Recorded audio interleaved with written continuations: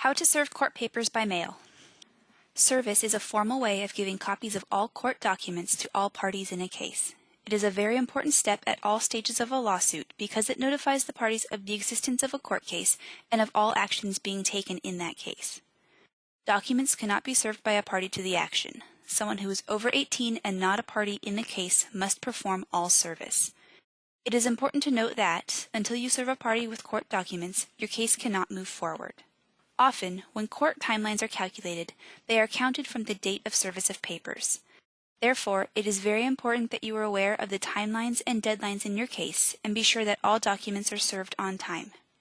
Serving documents is one of the most important elements in any legal action. It is very important that all documents are served properly. Improper service can negatively affect your case.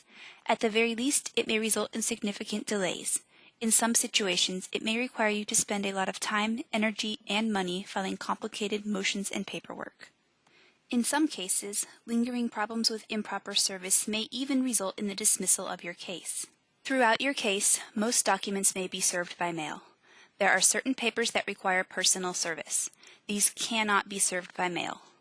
Common documents that require personal service include any documents that start an action, such as a summons, ex parte notice of motion, or order to show cause.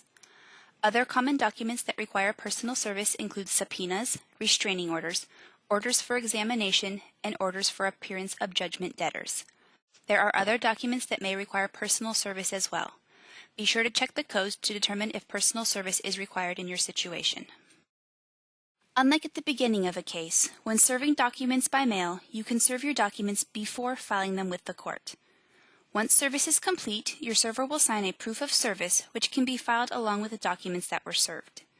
Some documents, such as discovery requests and discovery responses, are not filed with the court.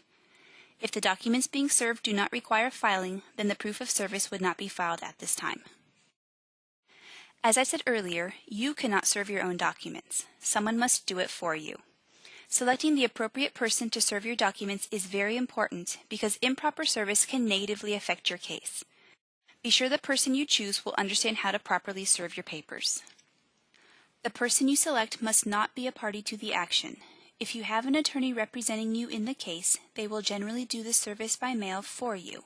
You can also hire a registered process server to mail the documents. Otherwise, you will need to find a friend or family member to mail your documents. This person must be over the age of 18 and not a party in the case. California law prohibits anyone from serving documents more than 10 times per year without registering as a process server. To avoid breaking this rule, you may need to find more than one person to mail your documents if your case will have a lot of papers to be served over time. Serving documents by mail is a fairly easy process. After completing your documents, make 3 copies of everything. If there is more than one other party, make another copy for each additional party. The original and 2 copies are for the court, the other copies will be served. For each party to be served, your server will need to place 1 complete set of copies, along with a filled-out proof of service form, in a sealed envelope. The envelope must have sufficient postage and should be addressed to the party being served at an address where they regularly receive mail. If the party is represented by an attorney, the attorney, rather than the party, should be served. In either situation, the address to which the documents should be mailed can be found at the top of the other party's papers. You may wish to photocopy the addressed, stamped envelope for your records. The envelope should then be deposited with the U.S. Postal Service. You can do this by turning the envelope in at the post office or placing it in a regular U.S. Post Office mailbox. If your place of business has regular mail pickup, and you know for certain that the mail deposited in that outgoing mail will be delivered to the post office that same day, you may place the envelope in the outgoing mail drop. After mailing the documents, the person performing service should complete and sign a proof of service form. The proof of service lets the court know that certain documents have been served. The proof of service is usually filed with the documents after service. Certain types of documents, such as discovery requests and discovery responses, are not filed with the court, so the proof of service is not filed after the documents are served. The proof of service should be completed and signed, though, for your records. If problems arise in the future that require court intervention, you will need to file the proof of service with the court. For example, If the other party does not respond to your discovery requests, you can file a motion to compel responses with the court, using your signed proof of service as evidence that the party received your requests. Some documents have their own proof of service forms. If you are serving a document that has its own proof of service, you will need to use that proof of service form. If there is no special proof of service, though, you may use a general proof of service by mail form. In the top portion of this form, write in the party's name, address, and telephone number. This is the party whose documents are being served.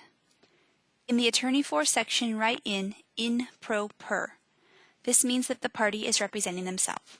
In the next section of the form, write in the county of the court handling the case, as well as the address of the courthouse. Below that, write the names of the parties in this case. In the space for case number, fill in the entire case number. The second half of this form asks questions specifically about the service of documents. The server will be signing this form under penalty of perjury, so be sure that all information is correct. In question 2, write in the home or business address of the person mailing the documents. For question 3, enter the date and location the documents were mailed. In this question, they are asking for the city from which the documents were mailed. In the second part of question 3, fill in the names of each document served. The name of the document will appear on the document itself. For pleading type documents, the name of the document will appear on the right side of the caption. For fill-in-the-blanks forms, the name of the document will appear at the bottom center of each page. If you do not have enough room to list each individual document, check this box and use form POS 030D to list all of the documents served. In question 4, check the box describing how you mail the documents. If you delivered the documents to the post office or put them in a regular U.S. Post Office mailbox, check the first box. If you left the documents in your office's outgoing mail, check the second box. For question 5, fill in the name and address exactly as they appear on the envelope. If several parties are being served, check this box and use form POS 030P to list all parties served. Sign and date this form. Remember, the server is signing this form under penalty of perjury. If you have any other questions, please don't hesitate to ask the reference librarian for more information.